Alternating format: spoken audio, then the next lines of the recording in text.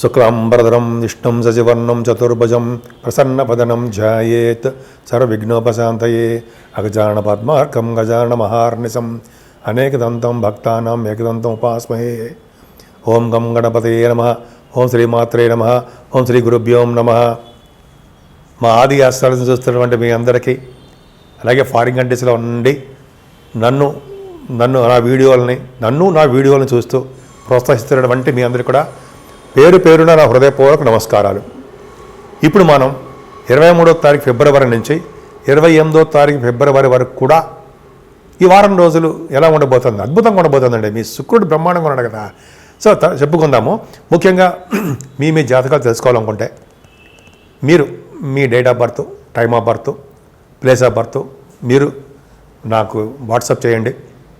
అంతేకాకుండా మనం ఆది ఆస్ట్రాలజీ తరపున మేము ముహూర్తాలు కూడా పెడతా ఉండే, మ్యారేజ్ ముహూర్తాలు, మ్యాచ్ మేకింగ్ అంటాం కదా, వధూవరుల యొక్క జాతకాల పరిశీలన, అంతేకాకుండా మనం ఒడుగు ముహూర్తాలని ఉంటాయి కదా, ఈ సంవత్సరంలో ఉన్నాయి.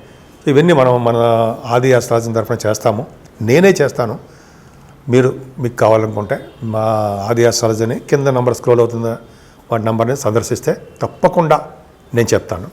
సరేనండి. ముందు ఇప్పుడు మనం మిథున రాశి వారికి కుజుడు కొద్దిగా చిన్న ఇబ్బందులు కలిగిస్తుంటాడు. ఎందుకంటే లాభాధిపతి అయినా కూడా మీకు పాపయ్యాడు కాబట్టి, వక్రగతిలో ఉన్నాడు కాబట్టి, అంటే కొద్ది కోపము, చికాకులు, మనస్పర్ధలు, టైంకి వేళ పట్ల మనకి పనులు కాకపోవడము, కొద్దిగా మీకు అసహనం గురవడానికి అవకాశం ఇస్తాడు. కానీ మీ రాశ్యాధిపతి అయిన బుధుడు ఎక్స్ట్రాడినరీగా దశమంలో బ్రహ్మాండంగా ఉన్నాడు. చెప్పుకుందాం. మీకు ధనం విషయంలో ఏమాత్రం ఇబ్బంది పడరు. మీ వ్యాపారాల ద్వారా, మీ వృత్తి ద్వారా, మీరు చేస్తున్న ప్రతి మంచి కార్యక్రమాల ద్వారా ఆదాయ వనరులు వృద్ధి అవుతూ ఉంటాయి. ఎక్కువగా షార్ట్ జర్నీ చేయడానికే ఎక్కువ అవకాశాలు మీకు బాగా ఉన్నాయి.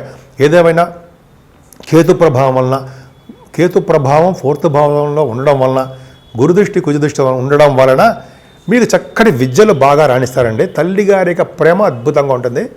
వస్త్రాలు, ఆభరణాలు, వాహనాలు, సంగీతం, ఇవన్నీ మీకు సమృద్ధిగా ఉండడానికి అవకాశాలు ఎక్కువ ఉన్నాయి మీ జాతకాల రీత్యా.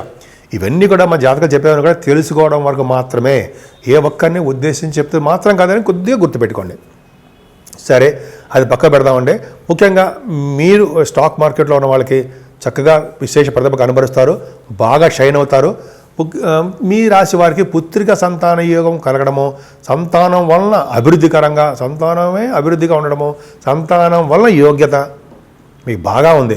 అంతేకాకుండా సప్తమ స్థానంలో చంద్రుడు బాగా ఉన్నాడండి. సప్తమాధిపతి వ్యయభావం ఉన్న తప్పేం లేదు. అంటే వివాహ శుభకార్యాలు చేస్తారు.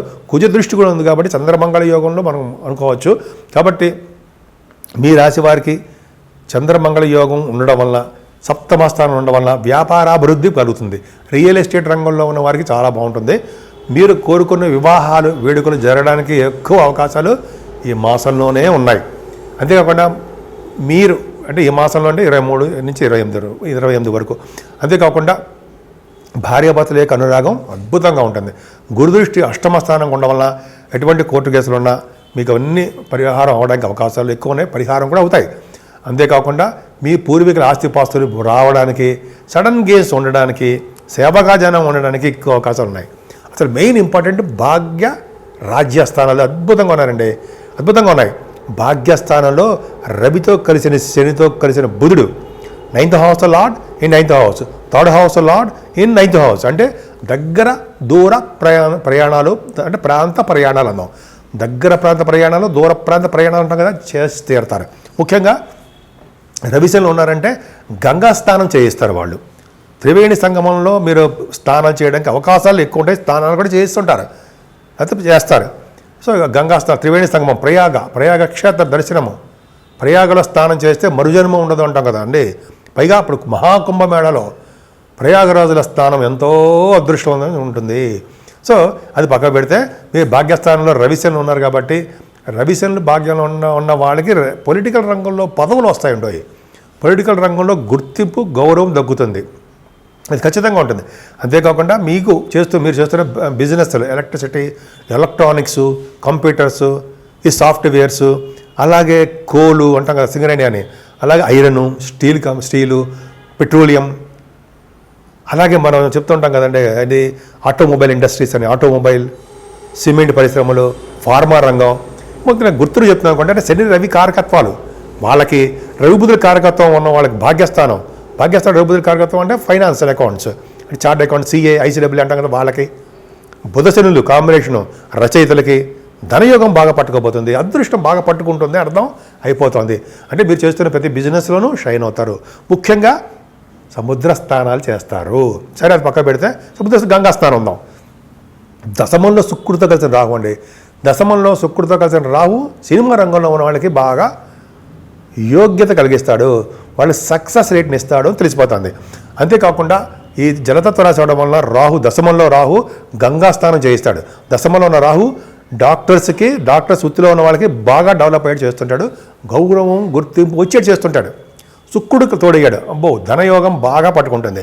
అంటే ఏంటంటే మీ డాక్టర్స్ గాను మీరు ఏ ఉద్యోగం చేస్తున్నా సరే ఆ ఉద్యోగంలో ప్రమోషన్స్ రావడము, గుర్తింపు, గౌరవము ఇవన్నీ మీకు ఉండడానికి అవకాశాలు ఉన్నాయి. చొక్కరాహులు మాటలు కాదండి, అత్యంత రాజయోగకారకుడు శుక్రుడే కదా మీకు. 5th హౌస్ లార్డ్షిప్ వచ్చింది. ఆయన దశమస్థానంలో బ్రహ్మాండంగా ఉన్నాడు. అంటే కంప్యూటర్ సాఫ్ట్వేర్లో పనిచేస్తుంటారు చూసారా, వాళ్ళకి మంచి యోగ్యత, ప్రమోషన్స్, ఆదాయము, అలాగే రియల్ ఎస్టేట్ రంగంలో వ్యాపారాలు చేసేవాళ్ళు కూడా అది వాళ్ళకి మంచి అభివృద్ధి ఉంటుంది. కుజుడు వలన అలాగే రవి వలన కూడా శుక్రుడు వలన వ్యాపార అభివృద్ధి ఖచ్చితంగా ఉంటుంది. సో ఈ విధంగా చెప్పుకుంటే చాలా ఉంది. సో గురుడు కూడా చాలా బాగున్నాడండి మీకు. బాగున్నాడంటే ఎక్స్పెన్సివ్గా ఉండడము, మీకు దైవ దర్శనం కలిగేట్ చేయడము, దాని ద్వారా డబ్బు అధికంగా ఖర్చు పెట్టడానికి అవకాశాలు ఎక్కువ ఉంటాయి. ముఖ్యంగా మీరు పూజించవలసిన దేవుడు ఎవరయ్యా అంటే ఈ మాఘమాసంలో సూర్య భగవానుడు, అలాగే శివుడు, విష్ణువు ఆరాధన చేసుకోవడం వల్ల మంచి శుభఫలితాలు పొందుతారు. ఇప్పుడు ఒక చెప్పుకోదగ్గ సూచన ఏంటంటే అండి, 12 రాశుల వారికి ఈ నెల 27వ తారీఖున మహాశివరాత్రి వస్తుంది. మహాశివరాత్రి పూట శివుడికి అభిషేకాలు చేసుకున్న, శివుడికి పూజలు చేసుకున్న, శివుడికి మారేడు దళం సమర్పించిన, 1,00,000 మారేడు దళాలతో పూజ చేస్తారు చాలామంది. ఇలా చేసుకున్న ఒక అద్భుతమైన ఫలితాలు, శివలోక ప్రాప్తి అని అనుకుంటాం జరుగుతుంది కూడా. అంతేకాకుండా ఈరోజు చాలామంది కాశీ క్షేత్ర దర్శనంలో చేసుకున్న, గంగా స్నానాలు చేసిన, పైగా ప్రయాగరాజులో మహాకుంభమేళలో మాఘమాసంలో వచ్చేటువంటి మహాశివరాత్రి పూట మనం స్నానాలు చేసుకున్న శివలోక ప్రాప్తి అని అంటాం కదా, శివలోకంలో ఉంటాం, శివలోక గచ్చతి అంటాం. అలాగే మనం అంత దూరం వెళ్ళలేకపోయినా మన ఇంట్లోనే శివరాత్రి శివుడి యొక్క పూజలు చేసుకుంటూ, శివుడికి సంబంధించిన అభిషేకాలు చేసుకుంటూ, శివుడికి మారేళ్ల దళాలు సమర్పించుకుంటూ ఉన్నా కూడా అంతే పుణ్యం వస్తుంది.